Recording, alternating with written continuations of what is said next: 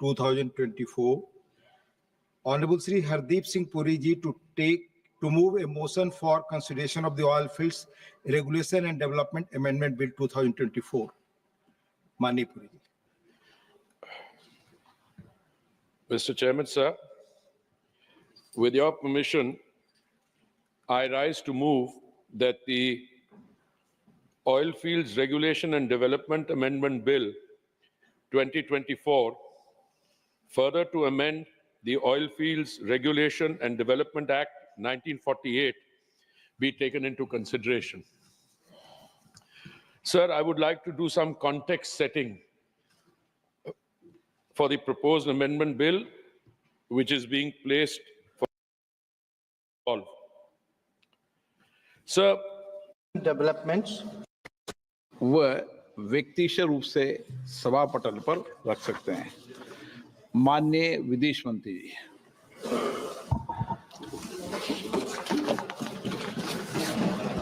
Honorable Speaker, sir, I rise to apprise the House of some recent developments in the India-China border areas and their implications for our overall bilateral relations. The House is aware that our ties have been abnormal since 2020, when peace and tranquility in the border areas were disturbed as a result of Chinese actions. Recent developments that reflect our continuous diplomatic engagement since then have set our ties in the direction of some improvement.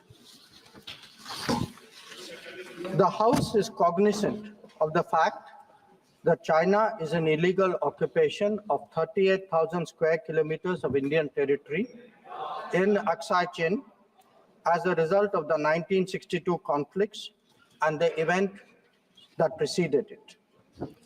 Furthermore, Pakistan illegally ceded 5,180 square kilometers of Indian territory to China in 1963, which has been under its occupation since 1948.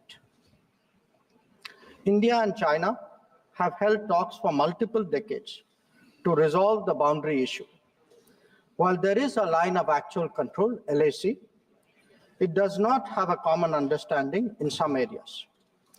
We remain committed to engaging with China through bilateral discussions to arrive at a fair, reasonable, and mutually acceptable framework for a boundary settlement. Honorable members would recall that the amassing of a large number of troops by China along the LAC in Eastern Ladakh in April-May 2020 resulted in face-offs with our forces at a number of points. The situation also led to disruption of patrolling activities. It is to the credit of our armed forces that despite logistical challenges and the then prevailing COVID situation, they were able to counter-deploy rapidly and effectively. Honorable Speaker, sir, the House is well aware of the circumstances leading to the violent clashes in Galwan Valley in June 2020. In the months thereafter, we were addressing a situation that had not only seen fatalities for the first time in 45 years, but also a turn of events serious enough for heavy weaponry to be deployed in close proximity to the LAC. While a determined counter-deployment of adequate capability was the government's immediate response, there was also the imperative of a diplomatic effort to diffuse these heightened tensions and restore peace and tranquility. Honorable Speaker, sir, the contemporary phase of our ties with China dates back to 1988, when there was a clear understanding that the Sino-Indian boundary question will be settled through peaceful and friendly consultations. In 1991, the two sides agreed to maintain peace and tranquility in the areas along the LAC, pending a final settlement of the boundary question. Thereafter, in 1993, an agreement was reached on the maintenance of peace and tranquility. Subsequently, in 1996, India and China agreed on confidence-building measures in the military field. In 2003, we finalized a declaration of principles of our relations and comprehensive cooperation, which included the appointment of special representatives. In 2005, a protocol was formulated on modalities for the implementation of confidence-building measures along the LAC. At the same time, the political parameters and guiding principles for the settlement of the boundary question was agreed to. In 2012, a working mechanism for consultation and coordination, WMCC, was established, and a year later, we reached an understanding on border defense cooperation as well. Speaker, sir, the purpose of my recalling these agreements is to underline the elaborate nature of our shared efforts to ensure peace and tranquility, and to emphasize the seriousness of what its unprecedented disruption in 2020 implied for our overall relationship. The situation arising after our counter deployment in 2020 called for multiple sets of responses. The immediate priority was to ensure disengagement from friction points so that there would be no further untoward incidents or clashes. This, sir, has been fully achieved, as I will explain. The next priority will be to consider de-escalation that would address the massing of troops along the LAC with associated accompaniments. It is also evident that the management of border areas will require further attention in the light of our recent experiences. In all of this, we were and we remain very clear that the three key principles must be observed in all circumstances. One, both sides should strictly respect and observe the LAC. Two, neither side should attempt to unilaterally alter the status quo. And three, agreements and understandings reached in the past must be fully abided by in their entirety. Honorable members would appreciate that as a result of the sustained tension and specific developments in the border areas, our overall relationship with China was bound to be impacted adversely. In the new circumstances, it was obviously not possible to continue the normal exchanges, interactions, and activities as in the past. In this regard, we made clear that the development of our ties were contingent on the principles of mutual sensitivity, mutual respect, and mutual interest. Throughout this period, honorable members would also be aware that government has maintained that India-China relations cannot be normal in the absence of peace and tranquility in the border areas. The combination of a firm and principled stance on the situation in the border areas, as well as a clearly articulated approach to the totality of our ties, have been the foundation of our engagement with China for the last 4 years. We have been very clear that the restoration of peace and tranquility would be the basis for the rest of the relationship to move forward.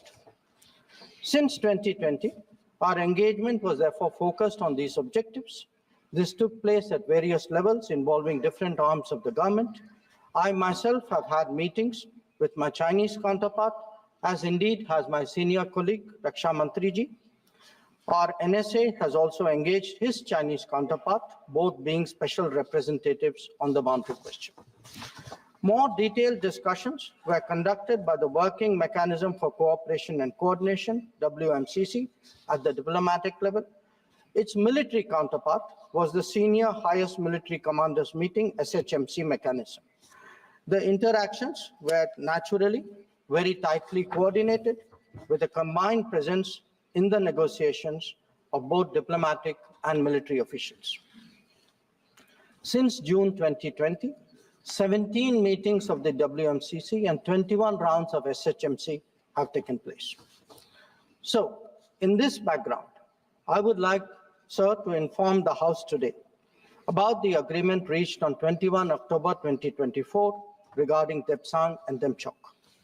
The twin considerations of an unstable local situation and an impacted bilateral relationship were clearly the drivers for these recent endeavors. These two areas have been the focus of our discussions in both WMCC and SHMC with the Chinese side since September 2022, when the last disengagement agreement was concluded at Hot Springs area. In the lead up to the October 21 agreement, I had discussed both the specific disengagement issue as well as the larger relationship with my Chinese counterpart in Astana on 4 July and Vientiane on 25 July. Our national security advisors, ours and the Chinese, met in St. Petersburg on 12 September. And the problem in these two areas pertain primarily to obstructions of our long-standing patrolling activity.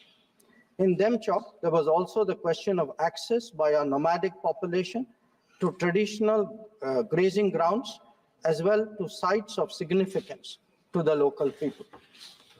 As a result of this recent understanding, arrived at, after intensive negotiations, resumption of patrolling to the traditional areas is underway.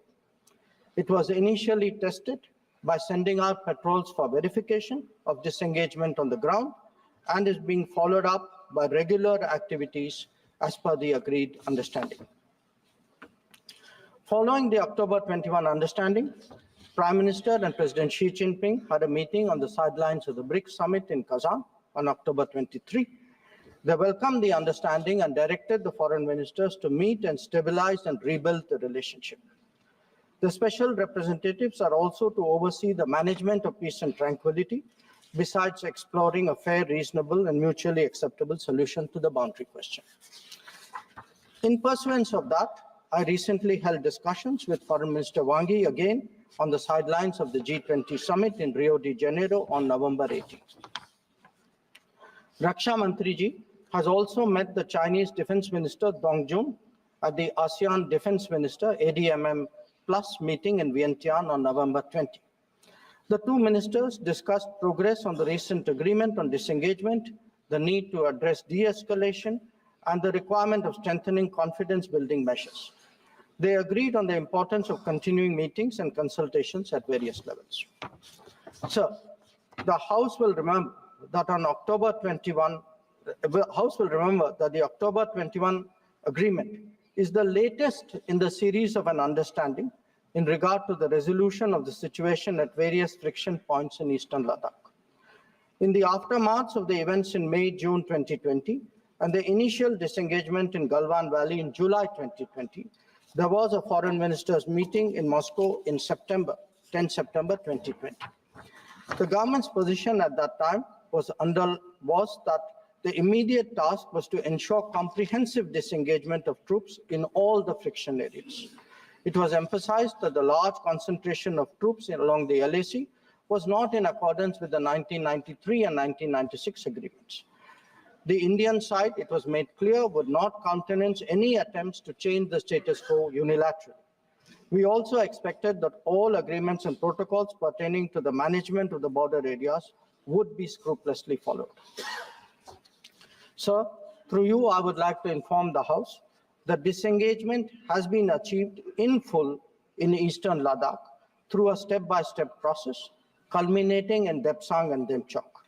With the task of disengagement completed, it is now our expectation that discussions would commence with regard to the remaining issues that we have placed on the agenda. For the benefit of honorable members, I would also flag to your attention previous positions articulated by the government in Parliament on this issue. On 15th of September 2020, Raksha Mantriji had made a detailed statement on Chinese attempts to transgress the LAC and the appropriate response given by our armed forces. On the 11th of February 2021, Raksha Mantri had again briefed the House about our disengagement agreement in the north and south banks of the Pangong Lake. Thereafter, in August of 2021, a third phase of disengagement took place in the area of Gogra, whereby troops would henceforth be in their respective bases. The next step took place in September 2022 pertaining to the Hot Springs area. Again, forward deployments ceased in a phased, coordinated, and verified manner, resulting in the return of troops to their respective areas. The most recent agreement, the October 21 agreement, comes in the wake of the earlier ones. It completes the first phase of what we had agreed to in Moscow in September 2020. As members are aware, there is a long history of frictions, transgressions, and face-offs in several sectors of the India-China border. This goes back to Barahoti from 1954, to Longju in 1959, to Sumdurongchu from 1986-1995, and Depsang in 2013, amongst others. In the past, earlier governments have agreed to a range of steps to diffuse situations that have arisen at different times, including offers on our side to create demilitarized zones, limited non-patrolling zones, relocation or withdrawal of posts, disengagement of troops, and dismantlement of structures. Different locations have seen different solutions being examined. Where the October 21 understanding is concerned, our objective has been to ensure patrolling as in the past to the relevant patrolling points, as well as resumption of grazing by our civilians as per long-standing practice. This is indeed what we have agreed upon in regard to Depsang and Demchok. In a few other places where friction occurred in 2020, steps of a temporary and limited nature were worked out based on local conditions to obviate the possibility of more further friction. This, I must stress, applies to both sides and can be revisited as the situation demands. In that sense, our stance has been resolute and firm and serves our national interests fully. The ensuring of our national security in this manner is the result of cumulative and coordinated endeavors of many parts of the government, obviously centered around our defense and security forces. The competence and professionalism of our services in this period was displayed in our speedy and effective counter-deployment. In the negotiations with China, the defense and diplomatic arms worked in lockstep to ensure that our national interests were comprehensively met. So, in that context, the House would also recognize that there has been a significant improvement in the border infrastructure, which has made such effective counter-deployment possible. This is reflected, amongst others, in the increase of border infrastructure allocations in the last decade. The Border Roads Organization, BRO, alone has incurred 3 times the expenditure level of what it was a decade ago. Whether it is the length of the road networks, of the bridges, or the number of tunnels, there has been a substantial increase over the earlier period.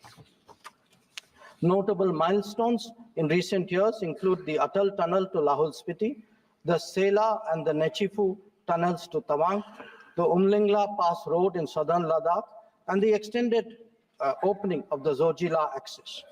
Work is progressing on some strategically important roads and airfields in Ladakh. The adoption of new technologies in high altitude, remote, inaccessible, and permafrost areas has also been significant.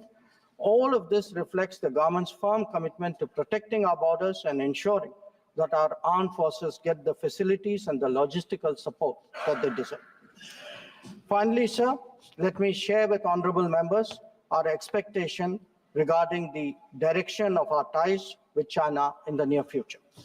Our relationship had progressed in many domains, but was obviously negatively affected by recent events. We are clear that the maintenance of peace and tranquility in border areas is a prerequisite for the development of our ties. In the coming days, we will be discussing both de-escalation as well as effective management of our activities in the border areas. The conclusion of the disengagement phase now allows us to consider other aspects of our bilateral engagement in a calibrated manner, keeping our national security interests first and foremost. In my recent meeting with Foreign Minister Wang Yi, we reached an understanding that the special representatives and the Foreign Secretary level mechanisms will be convening soon. I thank you, sir, and the honorable members for their attention, and I'm confident that the government has the full support in addressing the complexities of this important relationship.